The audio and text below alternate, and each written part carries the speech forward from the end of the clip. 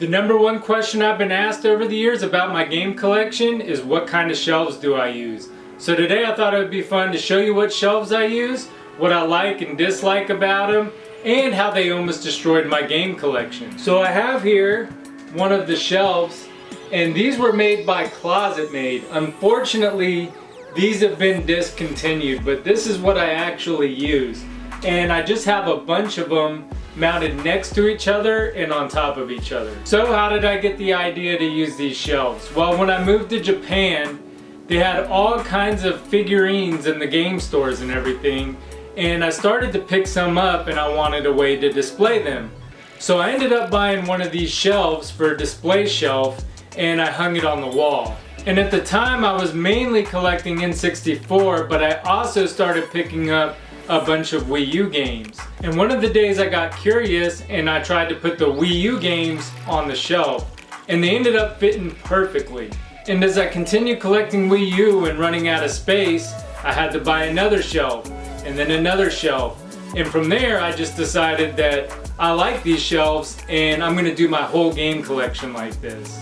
And another big factor to me liking these shelves so much is that we lived in Japan, we didn't have a lot of room, and these hang on the wall. They're not like a bookshelf, so they don't take up a lot of space. They're not big and bulky. They just stay up on the wall away from everything. And as my collection grew and I took pictures of it and posted them, that's when the questions started coming in. What kind of shelves do you use? So one of the things I like the most about them is you can constantly change the configuration around to how you like it. For example, like this Super Nintendo console behind me, if I wanted to take that down and put a shelf there, I could.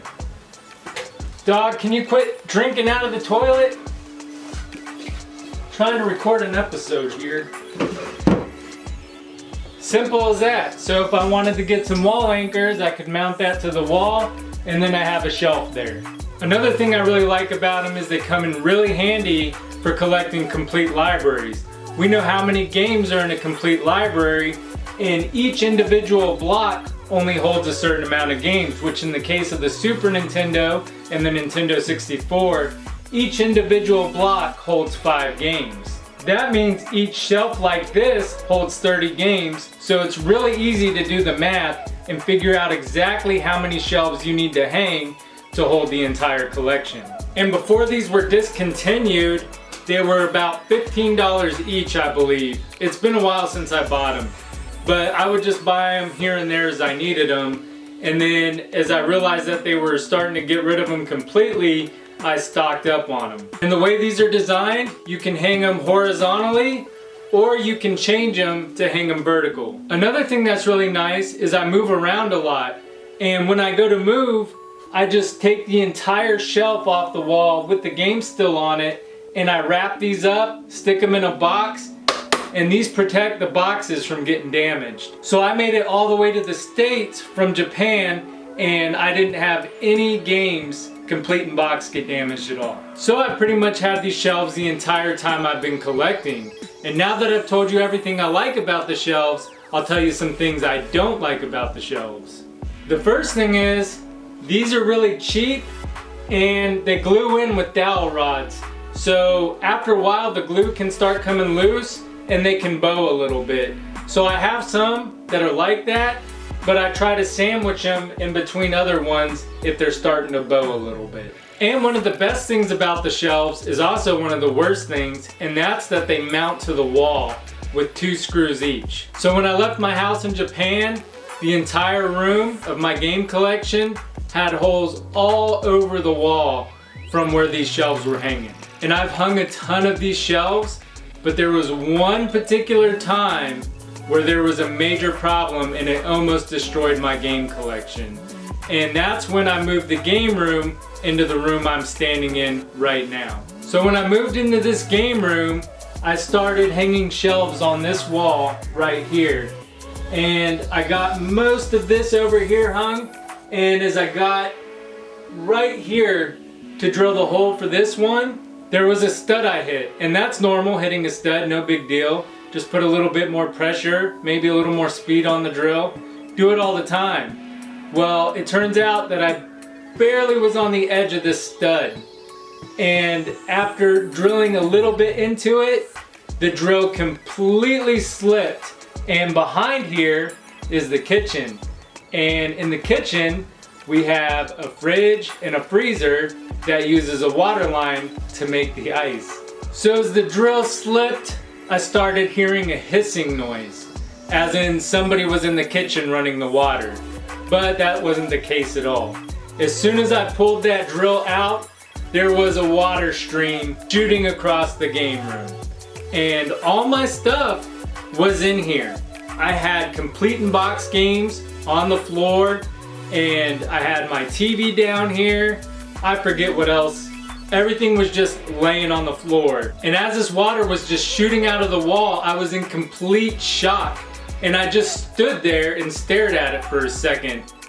And then I yelled, "Babe, call somebody!"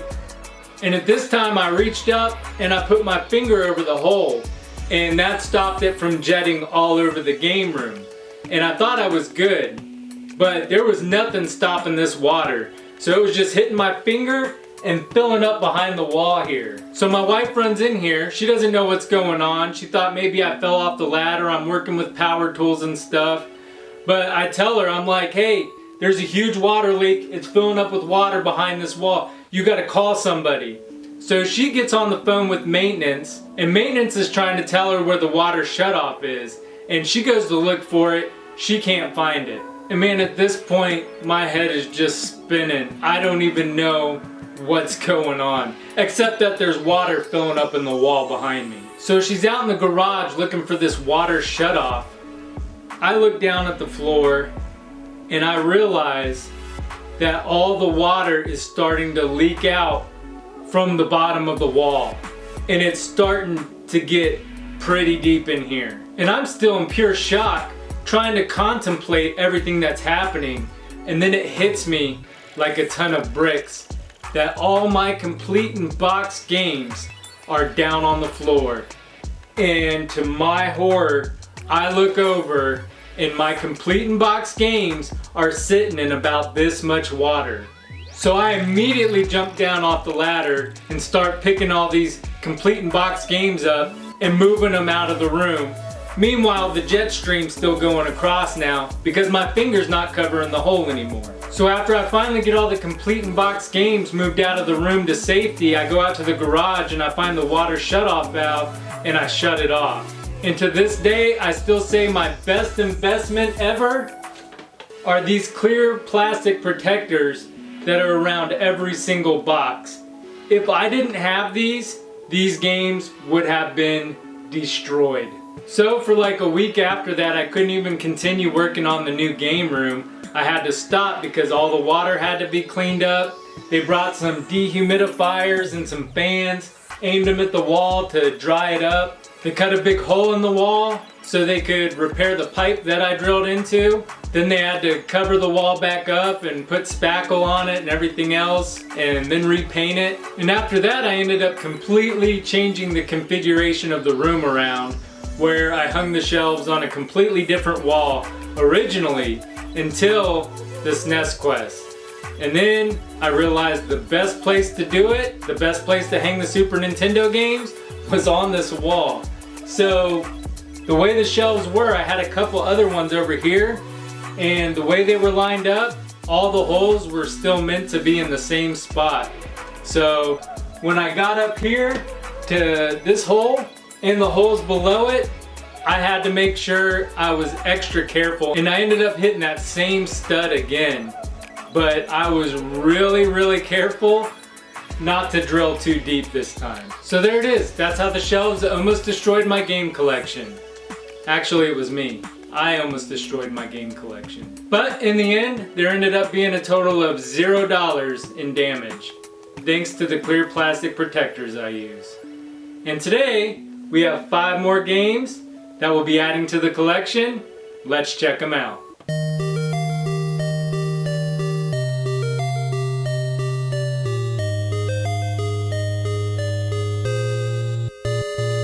These 5 games I ended up getting in a lot, and I ended up getting a discount for buying the entire lot. So we'll cover the price of the lot at the end. And the first game we have up is Sky Blazer. Sky Blazer was developed by Yuki Otai and published by Sony ImageSoft. It blazed into stores in 1994. Ashura escapes imprisonment and began to capture and transform descendants of the mystic pantheon into evil warlords. You play as Sky and go on a quest to free a young sorceress, Ariana, and end Ashura's rule once and for all. Sky has all kinds of abilities that make playing this game a lot of fun. Besides your standard punches, Sky has special powers he can unlock throughout the levels. You can use things like Dragon Slash to hit enemies at a distance, Comet Flash to get to hard to reach areas, Starfire which allows you to attack in all directions, and there's even a healing spell to replenish your health, just to name a few. Spells use mystical energy. The type of spell you use determines how much energy you use. Sky can also climb walls. That's where one of my few complaints of the game come in. Sky can get stuck at the top of a wall, and sometimes you'll try to escape enemy fire only to realize you're stuck to the wall.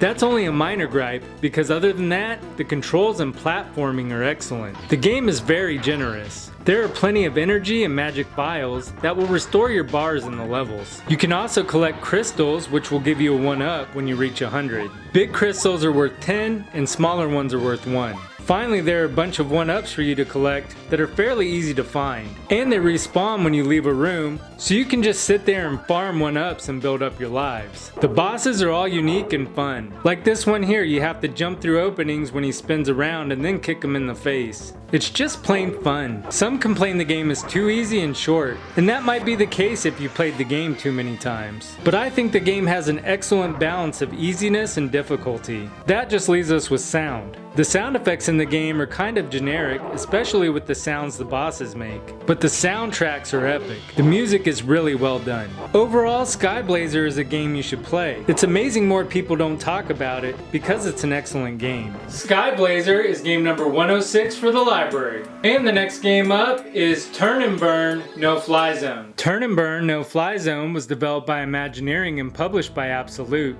It flew into stores in 1994.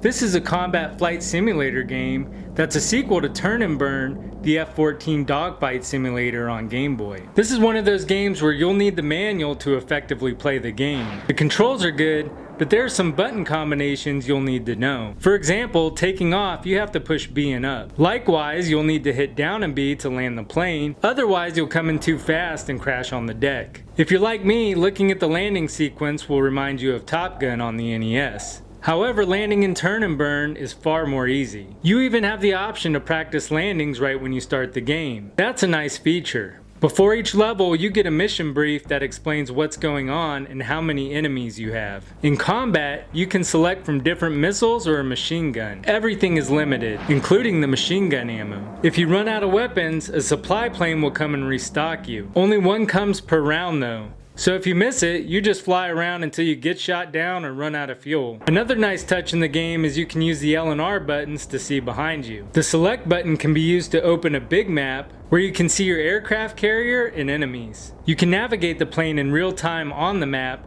to track down enemies, which is nice. I've played a few combat flight simulators like this before, and Turn and Burn is one of the smoothest I've played. It's no ace combat or anything, but it's good for what it is. Overall, Turn and Burn isn't a bad game. It's worth giving a shot if you like combat flight simulators. And Turn and Burn No Fly Zone is game number 107 for the Super Nintendo Complete in Box Quest. And the next game up is Super Alfred Chicken. Super Alfred Chicken was developed by Twilight Games and published by Mindscape. It released for the Super Nintendo in 1994. I love a good platform game on the Super Nintendo. Unfortunately, Super Alfred Chicken isn't one of those games. This game is more frustrating than anything. You play as Alfred and make your way through the levels to find Mr. Peckle's balloons. Once you find them, you peck them and the level is over. There are also smaller balloons throughout the levels that serve as checkpoints. Here's the first problem with the game. When you die in a level, you get sent back to a checkpoint. The time limit doesn't reset. So even if you make it flawlessly through the level after starting back at the checkpoint, you might not have enough time to finish the level. That's not the only way the game wrongs you. It also has one-shot kills. If that's not enough to annoy you, the strategically placed enemies will be sure to make your blood boil. And then there's the weapons. You don't start the level with a weapon. you have to find cans for the weapon. Even when you start a new level, you don't get to keep the weapon from the last level. You're just a sitting duck. Well, sitting chicken. The game is hard, but the biggest challenge here is testing your ability not to rage quit. And on top of all this, the music is the same annoying tune throughout the game. The graphics are crisp and look good, but the overall level designs are pretty bland. There's diamonds to collect in each level, and collecting 100 gives you an extra life. The controls are good for the most part, but that's not what ruins the game for me. It's just not that good. Is it a terrible game? No, it's not for me though. Super Alfred Chicken is game number 108 for the collection. Next up we have Dream TV. Dream TV was developed by Bits and published by Trifix. It released for the SNES in 1994. The story here is Jimmy and Charlie are huge video game enthusiasts and they get a package delivered to them. When they open it, an oddball game is inside with a strange note. They plug in the cart and it pulls a Jumanji where they get sucked in the game. So they must find their way out of the video game. Dream TV is designed to be a two-player game. As the manual says, you can play it as a one-player game, but it'll be a lot more difficult. As a one-player game, you control one character at a time. You can play in a split screen or hit the select button just to focus on the character screen that you're playing. You go around collecting 9 puzzle pieces in each level. You need to collect all 9 to advance. To collect the pieces, you'll need keys to open doors. And you'll need to use the second player to interact with obstacles to help you reach places. If you never played the game before, it'll take you a while to beat a level. There's some areas where you can't even tell there is a door. You just gotta get lucky and walk far enough over. And on the first stage, after you beat the first half of the level, you have to go back to the beginning of the stage and walk to the left of the screen. Why do they do that? The first game I remember doing that was Blaster Master. It's so annoying. I won't fault the game for being difficult and frustrating when playing single player because it was designed to be a two-player game. I will give a gripe about the controls though because the characters handle absolutely terrible. The visuals are average at best. The music is actually pretty great, I must say. So there's one positive. Overall, Dream TV has some interesting ideas. I wouldn't rush out to get a copy, but it might be an okay game to play with a friend. Dream TV is game number 109 for the SNES Quest. Last and definitely not least is Teenage Mutant Ninja Turtles 4 Turtles in Time. Developed and published by Konami, Turtles in Time ported to the Super Nintendo in 1992. Many praise this game for being the best beat 'em up on the Super Nintendo. I haven't played all the beat 'em ups, but yeah, it would be tough to top this one. It's so fun. Just look at all the moves you have to attack. You have your weapon attack, jumping and kicking, slamming bodies back and forth, and even tossing enemies at the camera.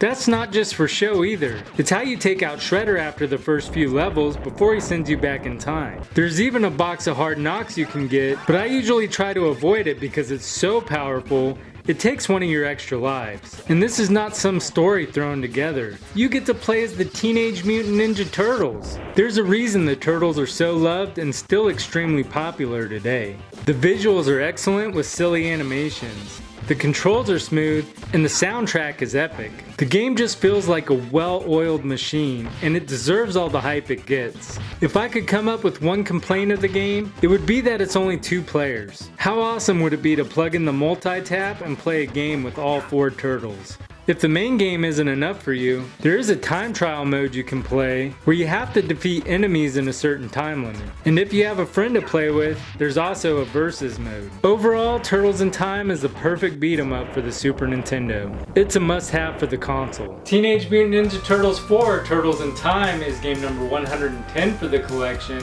and this lot of 5 games cost me $520 at a local game store.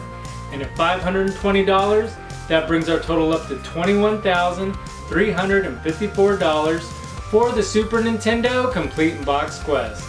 Let's get these games on the shelf.